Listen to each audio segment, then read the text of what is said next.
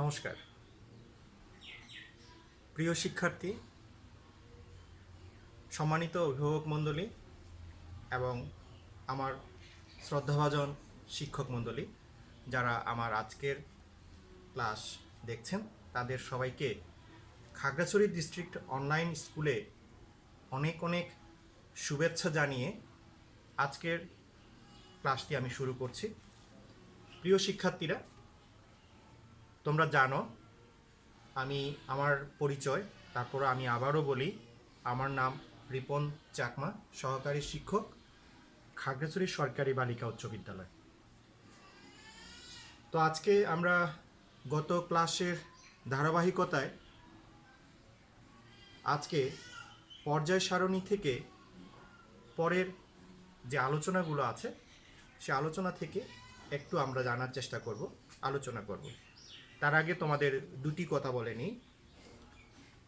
এখন হয়তো তোমরা বাসায় থেকে স্বাস্থ্যবিধি মেনে নিজেকে এবং অপরকে, আত্মীয় স্বজনকে নিরাপদে রেখে তোমাদের যে সাধারণ দায়িত্ব, সে দায়িত্বগুলো নিশ্চয় পালন করে যাচ্ছ। পাশাপাশি পড়াশোনাও চালিয়ে যাবে। তার ফাঁকে আমি আরও দুটি কথা বলে নিই যে এখন তোমাদের যথেষ্ট সময় পাচ্ছ তোমরা বিভিন্ন দিকে কাজ করার, সৃজনশীল কাজ করার। সেই সৃজনশীল কাজের দিকে মনোযোগ দাও। আমি মনে করি আমাদের সকল শিক্ষার্থী অনেক সচেতন, বিশেষ করে মাদকের বিরুদ্ধে। মাদককে সবসময় না বলবে। আমরা তিনটা বিষয়কে না বলার কথা বলি। একটা হচ্ছে মাদককে না, দ্বিতীয় হচ্ছে মিথ্যাকে না, এবং তৃতীয় হচ্ছে মুখস্থকে না। তা আমি আশা করব আমার প্রিয় শিক্ষার্থীরা অবশ্যই মাদককে না বলবে, মাদকের বিরুদ্ধে সোচ্চার থাকবে।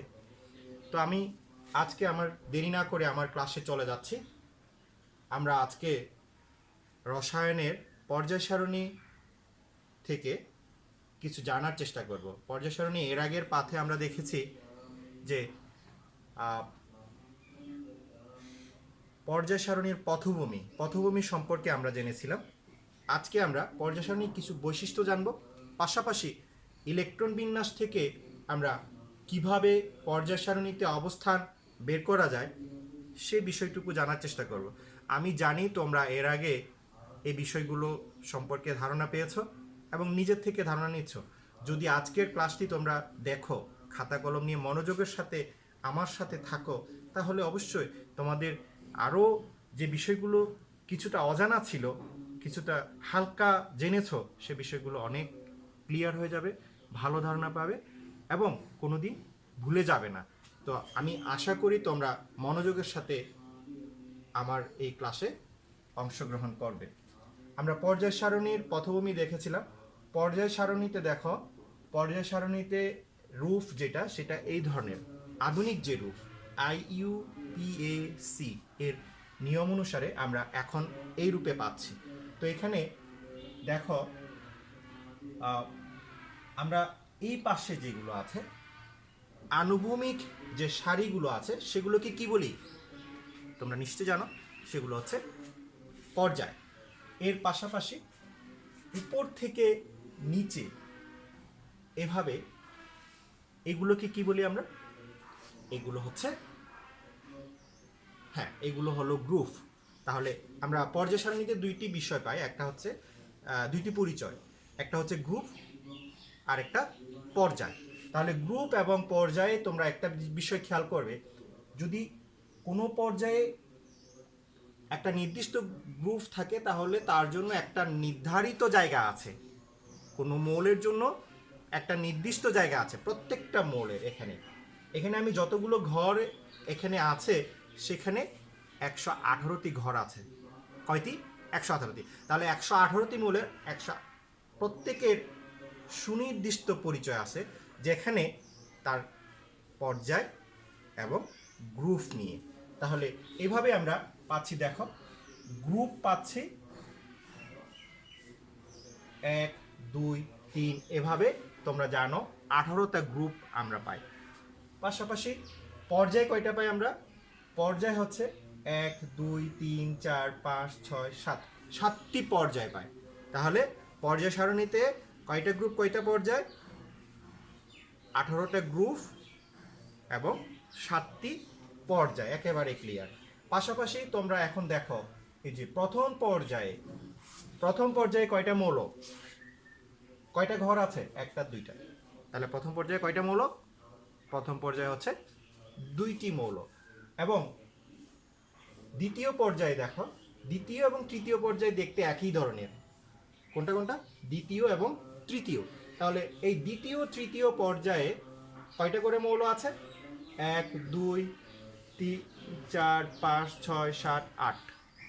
দ্বিতীয় এবং তৃতীয় পর্যায়ে 8টি করে মৌল আছে। এই গেল দ্বিতীয় তৃতীয় পর্যায়ে। এখন চতুর্থ পর্যায়ে দেখো, চতুর্থ পর্যায়ে পঞ্চম পর্যায়ে এখানে সবগুলো পর্যায়ে সবগুলো ঘর আছে। তাহলে এটা পরিপূর্ণ। কয়টা গ্রুপ? 18টা গ্রুপ। কোন কোন পর্যায়ে? চতুর্থ এবং পঞ্চম পর্যায়ের ক্ষেত্রে সবগুলো ঘর পরিপূর্ণ। ষষ্ঠ এবং সপ্তম পর্যায়েও পরিপূর্ণ, তবে এখানে একটা ব্যতিক্রম আছে। ব্যতিক্রমটা কি? ওগুলোর থেকে ব্যতিক্রম বলবো আমি। এখানে 3 নাম্বার গ্রুপে যেটা আছে সেটার অবস্থান হচ্ছে এটাতে, এখানে এটাও যোগ হবে। এখানেও 3 নাম্বার গ্রুপে, সপ্তম পর্যায়ে 3 নাম্বার গ্রুপে এটা যোগ হবে। তাহলে দেখা যাচ্ছে যে ষষ্ঠ এবং সপ্তম পর্যায়ে এখানে 18টি করে মৌল থাকলেও চতুর্থ পঞ্চমে, ষষ্ঠ এবং সপ্তম পর্যায়ে 18টির সাথে আরও নিচের 14টি, 18টি প্লাস 14টি, তাহলে কত হলো? 32টি। তাহলে ষষ্ঠ এবং সপ্তম পর্যায়ে 32টি করে মৌল আছে। আর এভাবে আমরা প্রতিটা পর্যায়ে মৌলের সংখ্যা আমরা জেনে গেলাম। এখন গ্রুপের ক্ষেত্রে দেখো, প্রথম গ্রুপ এবং 18 নাম্বার গ্রুপ একেবারেই পরিপূর্ণ, সবগুলো মৌল আছে। তাহলে এখানে কয়টা করে পর্যায়? 7টা পর্যায়ে কয়টা করে মৌল? 7টা করে মৌল আছে 1 নাম্বার এবং 18 নাম্বার গ্রুপে। 2 নাম্বার গ্রুপ 13 14 15 16 17, এই কয়টা গ্রুপ? 1 2 3 4 5 6, এই 6টা গ্রুপে 6টি করে মৌল আছে। এখন আসি আমরা চতুর্থ থেকে 12 দ্বাদশ পর্যন্ত, অর্থাৎ 4 নাম্বার গ্রুপ থেকে 12 নাম্বার গ্রুপ পর্যন্ত আমরা 4টি করে মৌল পাই। কিন্তু 3 নাম্বার গ্রুপে মৌলের সংখ্যা কত? এখন তোমরা হিসাব করে দেখো তো। এখানে 2টা, এখানে 15টা করে, 15 15 30। তাহলে এই গ্রুপে 32টি মৌল আছে, সবচেয়ে বেশি মৌল আছে। তাহলে কত নাম্বার গ্রুপ? 3 number group. তাহলে এই হচ্ছে সংক্ষিপ্ত আমাদের এই পর্যায় সারণীর যে বৈশিষ্ট্যগুলো। ও হ্যাঁ, আরেকটা বিষয় হচ্ছে নিচের যে অংশটা, নিচের অংশটা দেখো একটু। নিচের অংশটা হচ্ছে আলাদা করে বলা আছে, আলাদা করে ঘর দেওয়া আছে। তাদের যে মৌলগুলো, নিচের যে মৌলগুলো আছে, এই মৌলগুলো প্রত্যেকটা মৌলের ধর্ম এতই কাছাকাছি যে তারা একই সাথে একই পর্যায়ের একই গ্রুপে অবস্থান করে, কিন্তু এদেরকে সবগুলোকে কিন্তু একসাথে আমরা একটা ঘরে একটা পরিচয় দিতে পারি না, তাই তাদেরকে আলাদা করে নিচে দেওয়া আছে। তা এরা পর্যায় সারণীরই অংশ। কোন অংশ? 3 নাম্বার গ্রুপ এবং ষষ্ঠ পর্যায় এবং সপ্তম পর্যায়ে 3 নাম্বার গ্রুপের অংশ। 3 নাম্বার গ্রুপের অংশ একটা হচ্ছে, একটাকে বলে আমরা ল্যান্টানাইট সিরিজ, আর একটাকে বলে আমরা অ্যাক্টিনাইট সিরিজ। এবং এগুলো এই 3 থেকে 12 পর্যন্ত মৌলগুলোকে বলি আমরা অবস্থান্তর মৌল। এই অবস্থান্তর মৌলগুলোর মধ্যে থেকে তারা নিচে আলাদা করে আছে, এজন্য তাদেরকে বলা হয় আন্ত অবস্থান্তর মৌল। আন্ত অবস্থান্তর মৌল। আপাতত আমাদের পর্যায় সারণীর যে বৈশিষ্ট্যগুলো, সেগুলো আমার মনে হয় তোমাদের ধারণা ক্লিয়ার হয়ে গেছে, যে এখানে যে যতগুলো আমরা পাচ্ছি। তবে তোমরা একটা বিষয় চর্চা করবে, যেটা পর্যায় সারণীর কোন জায়গায় কোন মৌলটি আছে, সে বিষয়টা যাতে তোমাদের স্বচ্ছ ধারণা থাকে। আমি সবগুলো মৌলের কথা বলবো না, সবগুলো মৌলের আমাদের এই লেভেলে প্রয়োজনও নেই। তবে আমরা নিশ্চয় পারমাণবিক সংখ্যা 1 থেকে 30 পর্যন্ত, পারমাণবিক সংখ্যা 1 থেকে 30 পর্যন্ত যেই মৌলগুলো আছে, আমি আশা করি তোমরা সেই মৌলগুলোর অবস্থান খুব সুন্দরভাবে সুস্পষ্টভাবে ব্যাখ্যা করতে পারবে, সেভাবে আয়ত্তে আনার চেষ্টা করবে। তো এখন এই হচ্ছে আমাদের আজকের পর্যায় সারণীর বৈশিষ্ট্য। আমরা পরবর্তী আলোচনায় চলে যাই। তাহলে পরবর্তী আলোচনা থেকে যে আমরা পর্যায় সারণীতে কোনো মৌলের অবস্থানটা কিভাবে নির্ণয় করব। প্রথম কথা হচ্ছে তার জন্য আমার ইলেকট্রন বিন্যাস জানা দরকার। তোমরা নিশ্চয়ই ইলেকট্রন বিন্যাসটা জানো এখন এই পর্যন্ত, কারণ আমরা ইলেকট্রন বিন্যাসটা 3য় অধ্যায়ে পেয়েছি ইলেকট্রন বিন্যাস কিভাবে করতে হয়। ইলেকট্রন বিন্যাস এর থেকে আমরা এই পর্যায় সারণীতে তার অবস্থানটা খুব সুন্দরভাবে ব্যাখ্যা করতে পারবো। তবে তার জন্য দেখো এখানে পর্যায় সারণীতে 3 ধরনের মৌলকে আমরা পাই, 3 ধরনের মৌল। তাহলে গ্রুপের ক্ষেত্রে আমি বলবো, গ্রুপের ক্ষেত্রে 3 ধরনের, পর্যায়ের ক্ষেত্রে সবগুলো একই ধরনের, কিন্তু গ্রুপের ক্ষেত্রে 3 ধরনের। 3 ধরনের কি? একটা গ্রুপে দেখবে তুমি এক ধরনের মৌলগুলো যাদের সবচেয়ে বাইরের শক্তি স্তরে এস অরবিটাল আছে, তারা এক ধরনের। কিছু মৌল আছে তাদের সবচেয়ে বাইরের শক্তি স্তরে ডি অরবিটালে ঢুকে, বা সবচেয়ে বাইরে না, শেষ ইলেকট্রনটি ডি অরবিটালে প্রবেশ করে, সেটা হচ্ছে ডি ব্লক। আর যাদের শেষ ইলেকট্রনটি পি অরবিটালে প্রবেশ করে সেটাকে বলি আমরা পি ব্লক মৌল। তাহলে এই ধরনের আমরা পর্যায় সারণীতে গ্রুপ বের করার ক্ষেত্রে ঠিক 3টা নিয়ম আমরা পাই। একটা নিয়ম 1 নাম্বার, 2 নাম্বার, 3 নাম্বার। আমরা প্রথমে একটা ইলেকট্রন বিন্যাস দেখি। আমি নিচে আসন্ত অবস্থানটা মৌলগুলোকে আমি এটা মুছে দিচ্ছি। একটা ইলেকট্রন বিন্যাস বের করে আমরা দেখব। যে কোনো মৌলের একটা ইলেকট্রন বিন্যাস বের করার তোমরা নিজেরাও চেষ্টা করো। তারপরে আমি একটা করি। আমি কোনটা করব? ধরো আমি পটাশিয়াম করি। কে পটাশিয়ামে পারমাণবিক ইলেকট্রন থাকে 19, 1s 2 2s 2 2p 2 2p6, দুঃখিত, 2p6 আর 3s 2 3p6 4s1। এ হচ্ছে তার ইলেকট্রন বিন্যাস। ইলেকট্রন বিন্যাসে গ্রুপ বের করার ক্ষেত্রে এদের আমি বাইরের শক্তি স্তরগুলোতে যাব। শক্তি স্তর ভিত্তিক যদি করি আমরা, এখানে 2টা ইলেকট্রন, এখানে 8টা ইলেকট্রন, এখানে 8টা ইলেকট্রন, এখানে 1টা ইলেকট্রন। এই হলো স্তরগুলো, শক্তি স্তর বা অরবিট, তাহলে কয়টা অরবিট? 1 2 3 4, 4টা অরবিট। তাহলে সবচেয়ে বাইরের যে শক্তি স্তর যত নম্বরে যাবে সেটা তার পর্যায়।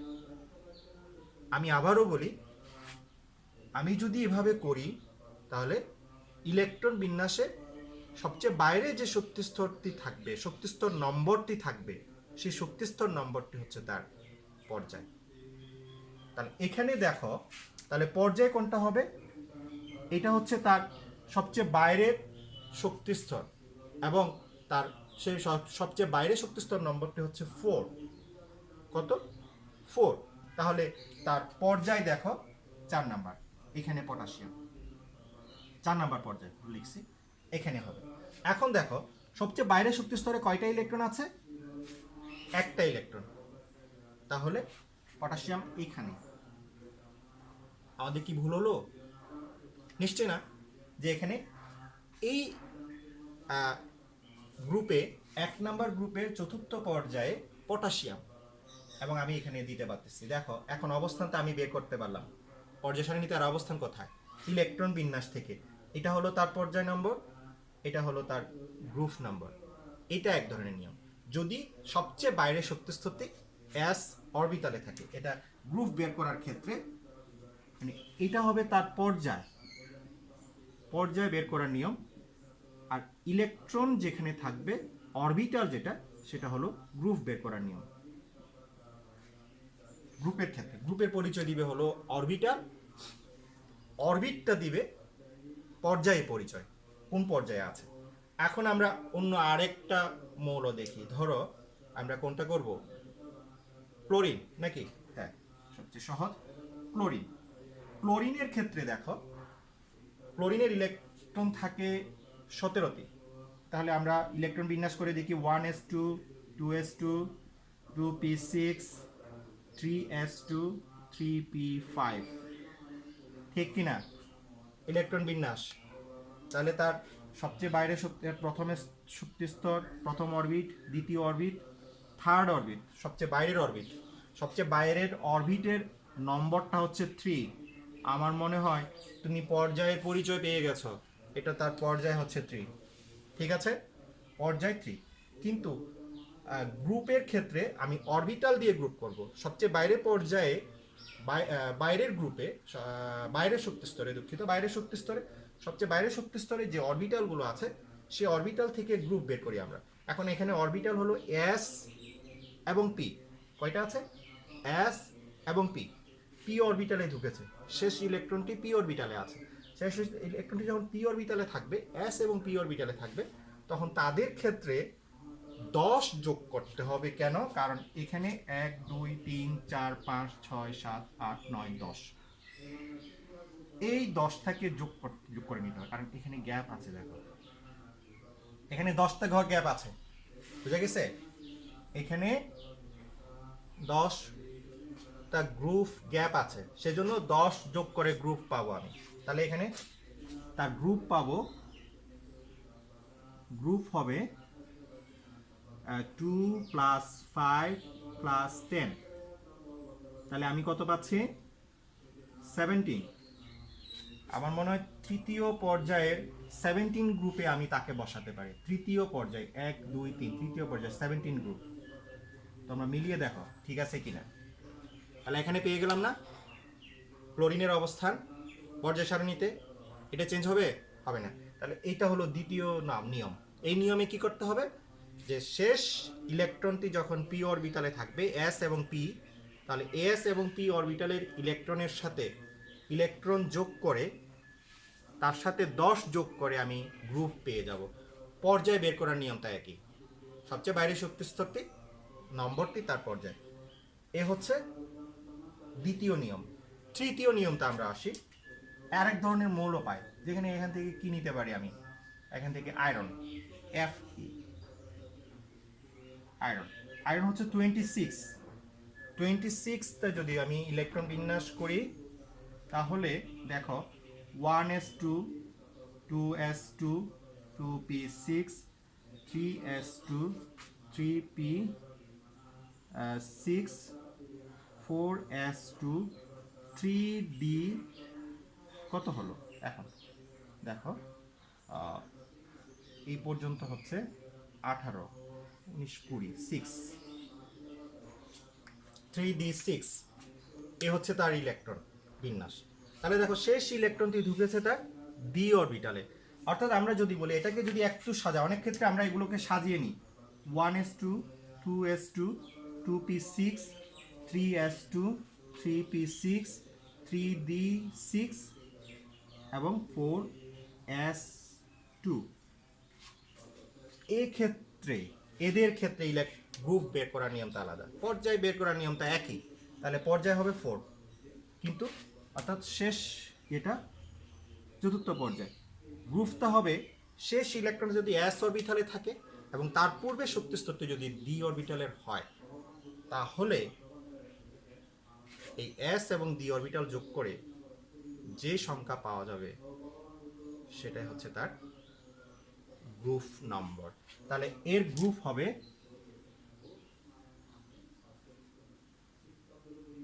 6 + 2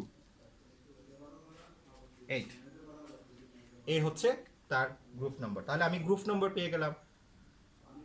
পর্যায় নম্বরটা আমি এখান থেকে পাচ্ছি খুব সহজে।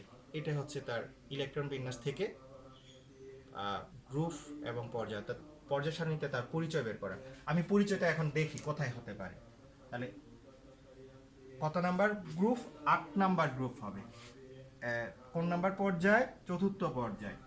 এক, 1 2 3 4 চতুর্থ পর্যায়ে 1 2 3 4 5 6 7 8। তোমরা মিলিয়ে দেখতে পারো এইটা ঠিক আছে কিনা। এই পর্যন্ত আমাদের আজকে আলোচনা। আমি আবার একটু রিপিট করি। আমরা দেখলাম পর্যায় সারণীর বৈশিষ্ট্য, যেখানে কয়টা গ্রুপ এবং কয়টা পর্যায় আছে, পাশাপাশি প্রত্যেকটা পর্যায়ে আলাদা আলাদা পরিচয় আছে, প্রত্যেকটা পর্যায়ের কতগুলো মৌল ধারণ করে সেগুলো জানলাম। এবং এখানে আরেকটা পরিচয় পেলাম আমরা, কোনগুলো শেষ অরবিটালটি এস অরবিটালে থাকে সেগুলোকে বলি আমরা এস ব্লক, যেগুলো ডি অরবিটাল থাকে সেগুলো ডি ব্লক, যেগুলো পি অরবিটাল থাকে সেগুলো পি ব্লক, এবং যেগুলো এফ অরবিটালে থাকে সেগুলোকে এফ ব্লক মৌল বলি। ডি ব্লক মৌলগুলোকে বলি আমরা অবস্থান্তর মৌল, এফ ব্লক মৌলগুলোকে বলি আমরা আন্ত অবস্থান্তর মৌল। পাশাপাশি আমরা এখান থেকে ইলেকট্রন বিন্যাসের মাধ্যমে আমরা পর্যায় সারণীতে কোনো মৌলের অবস্থান নির্ণয় করতে পারি খুব সহজে। তো প্রিয় শিক্ষার্থীরা, আমার মনে হয় তোমাদের বিষয়টি ক্লিয়ার হয়ে গেছে। যদি তারপরও তোমাদের কোনো সমস্যা থাকে, বুঝতে অসুবিধা হয়, তারপর আমরা আবার আলোচনা করতে পারবো। তার জন্য তোমাদের রেসপন্স করতে হবে, তোমাদের ফিডব্যাক দিতে হবে, কী ধরনের তোমাদের সুবিধা অসুবিধাগুলো জানাতে হবে, যেগুলো বোঝো না সেগুলো জানাতে হবে। তো আশা করি আমরা পরবর্তী ক্লাসে আবার পরবর্তী আলোচনা পর্যাবৃত্ত ধর্ম নিয়ে আলোচনা করব। তোমরা সেই সাথে সেই ক্লাসে থাকবে। এই পর্যন্ত আজকে আমি এখানে শেষ করছি। সবাই ভালো থেকো, সুস্থ থেকো এবং নিরাপদে থেকো। পাশাপাশি বেশি বেশি অনুশীলন করো।